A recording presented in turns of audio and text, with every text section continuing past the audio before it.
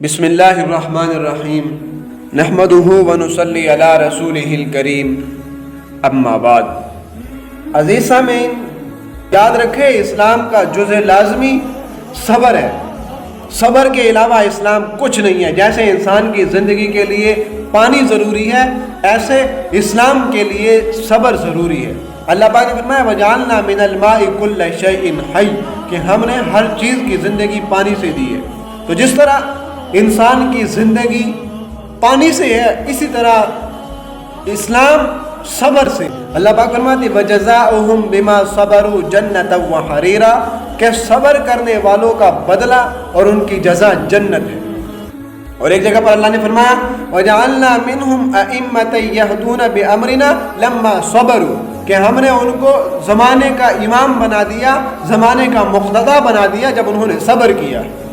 ایک جگہ پر اللہ پاک فرماتے ہیں اولئک یجزون الغرفۃ بما صبروا ویلقون فیہا تحیۃ وسلاما۔